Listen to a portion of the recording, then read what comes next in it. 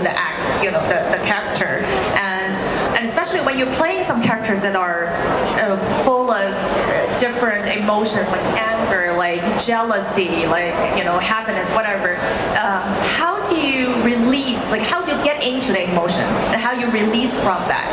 Like a little tricks you have.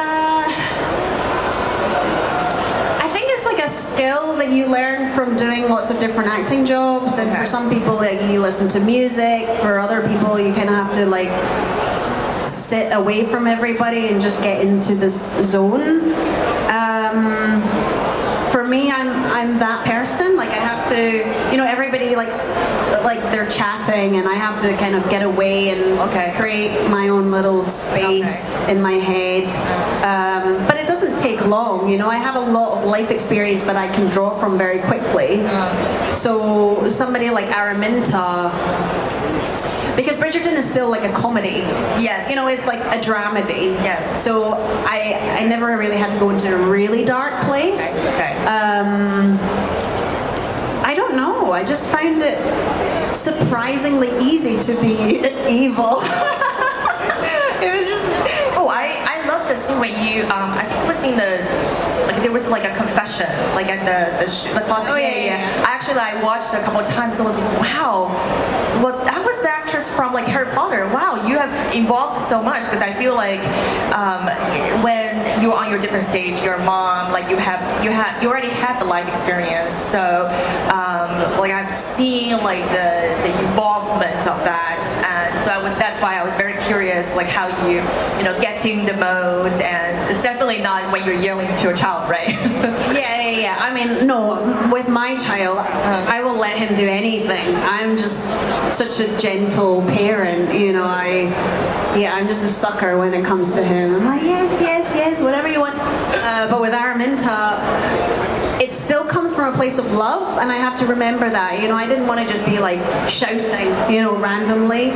So I think for her, I was always thinking about my daughters. I was like, oh, this maid is taking something away from what my daughters could and should have, and then I would, I guess, draw from my experience as a mom and imagining someone taking something away from my son.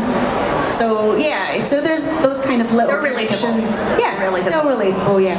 So apart from that, I want to ask because I feel like as an actress, it's hard to do like work-life balance. Do you believe in that theory for work-life balance as an actress? Do I believe in the work-life balance? I mean, I know people in Hong Kong work really, really, really, really, really hard, and your hours are so long. And Chinese people, we work very hard. But too hard. I think too hard. And I think it's hard because of the economy and everything. I don't think people like choose to work hard. I think they have no choice. So I'm in a very lucky position. I'm at a place in my career, in my life, where I can park my work and spend time raising my son, because I know that when he turns 8 or 9, he's going to say, "Mommy, I don't get away from me. I don't want to just get out of my face." So while he still wants me, I want to spend all the time that I can with him. Oh, I love him so much. Oh, actually, I want to ask a very Chinese question. Oh yeah.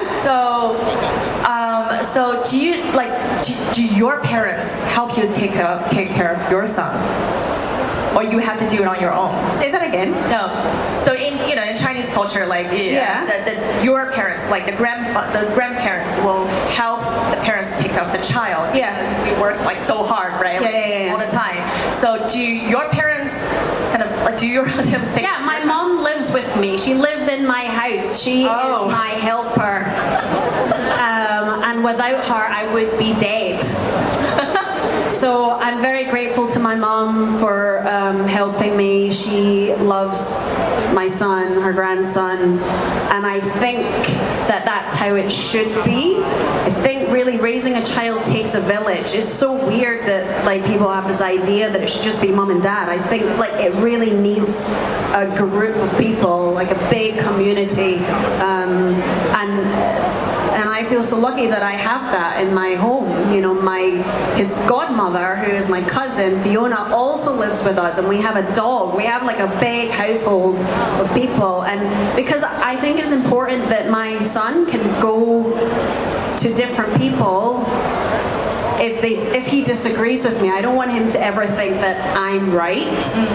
So I want him to have the option to go to grandma or my cousin and say like, oh, I don't agree with mommy, what do you think? And then have, you know, a different energy, different opinion from somebody else. And that's, yeah, so I've always wanted that. I always said I wanted that if I had children, and we've been able to make that happen. Nice. Wow, different. So at this stage, it's different because I also lived in the UK. I studied at Cambridge, so I've watched my schoolmates the English classmates that they're raising their child just on their own, and I've never seen their grandparents or relatives helping. Yeah, I mean, so many single moms. Yeah, and I just think, how do you do it? Like bowing down to them, because I know how hard it is. But it's a very rewarding Experience. role. So at this stage of your career, like what excites you more? Like, for example, learning a new skill, or like unlearn some skills, some experience that you don't have in the past? Well, I mean both. Both. I think anything that scares me, I know I'm going to grow from it. I know I'll learn something if I'm scared, and I choose to like go lean towards it rather than run away. I used to run away all the time from my problems, from my everything, everyone. And now, like any kind of conflict, I think it's important to communicate and to express how you feel, because I know that in like traditionally in Chinese culture, especially like my mom's generation, they're not very expressive.